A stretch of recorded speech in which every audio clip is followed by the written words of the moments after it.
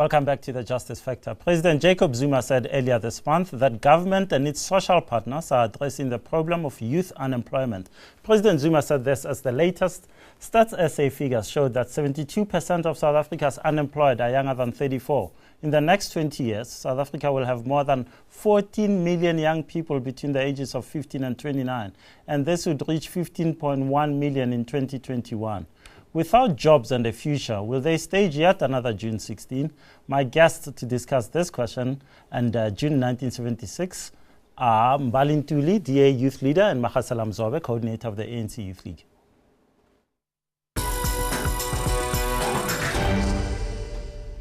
Guys, welcome to the show. Let me start with you, Mbali. Should we be celebrating this day or should we be hanging our heads in shame? That's a very interesting question, Justice. A part of me wants to say that we should celebrate what happened in 1976 in terms of how it's gotten young people to where we are. But at the same time, we need to commemorate and really have a real look at the freedom that was won for us and whether or not we're able to use it, pretty much like how the youth of 1976 felt that they couldn't use the education that they were receiving. So I think, you know, we celebrate the freedom that we've been given, but we also need to really have a hard look as young South Africans at whether or not we are where we should be. Magasela, do you agree with that? Would you strike a more positive tone? No, we should commemorate it and look back that indeed we have traveled as a country, and it can't be true, and we shouldn't even attempt to think that South Africa is still the same as 1976.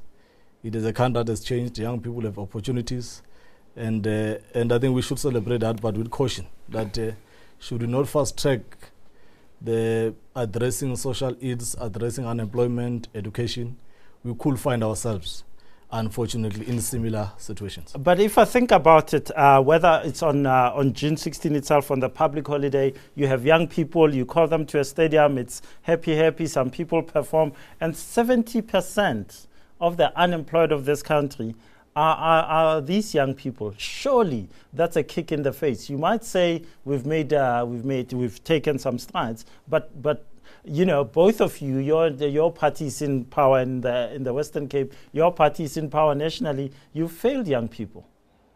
I would disagree. In the Western Cape where we govern, we've actually managed to employ more young people than have been employed by our government in the last quarter.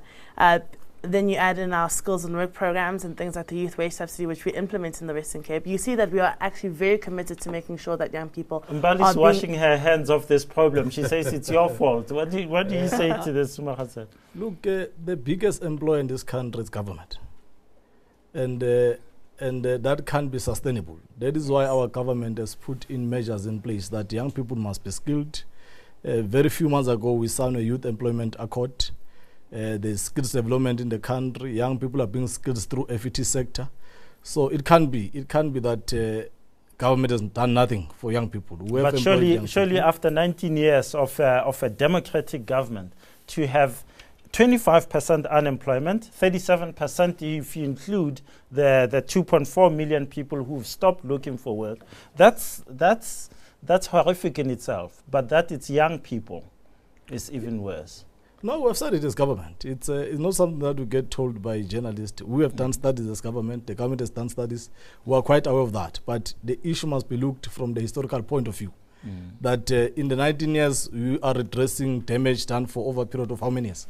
So that is why, from where we are sitting, in the 19 years, 20 years next day, we have a lot as young people to celebrate because a lot has been done, quite frankly, to improve the lives of our people.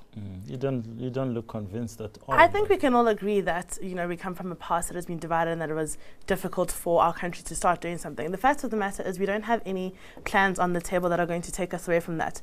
The National Youth Accord that my colleague here speaks of does not do that at all. In fact, it goes completely against the NDP, which actually aims to trying to provide employment for young people. Instead, what we have with this plan is, again, public sector-led employment. But that's not exactly true. He and his party in Mangaung adopted and endorsed the NDP. It means that they're going with the NDP as Of course they did. And so where's the NDP now? It's completely stagnated, just like the youth wage subsidy, just like the youth tax President incentives. Zuma said on Thursday in Parliament that this is the blueprint for the future. Trevor Manuel said exactly the same thing. As he did with the youth wage subsidy, as he did now on the 6th of June with the tax incentive, which is now again being blocked, and we have to wait to see if that's going to be implemented. Do you have a plan as the ANC? No, it's quite, look, the president on just Thursday or Wednesday spoke about the infrastructural development, which is part of the NDP.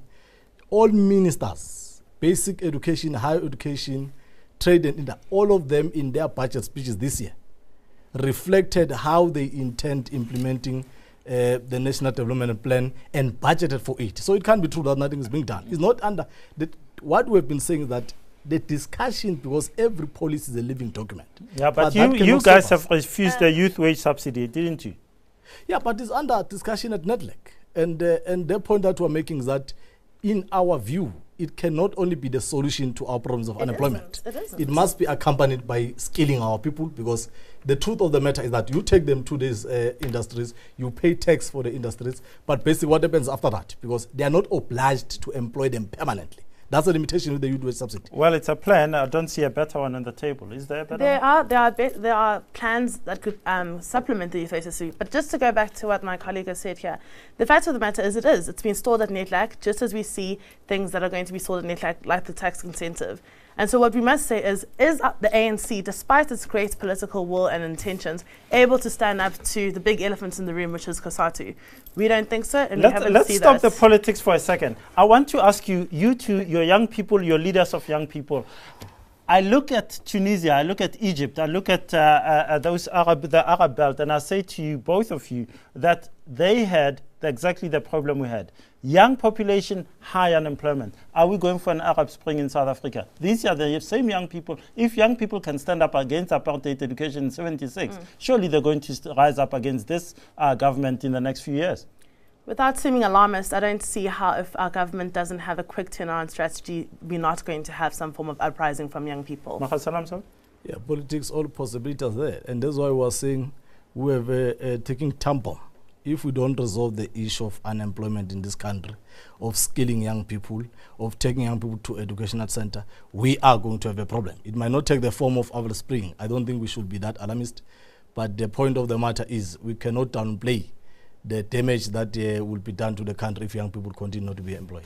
We're going to be joined by Yashan Pillay of the NYDA, and I'd like to take up this question with him before we move on to education, HIV/AIDS, social cohesion, so many other issues we need to discuss. Stay with us as we continue our discussion on June 16 with my guest, Mbali, Ntuli, Magasela Mzobe, and we are joined by Yashan Pillay of the NYDA.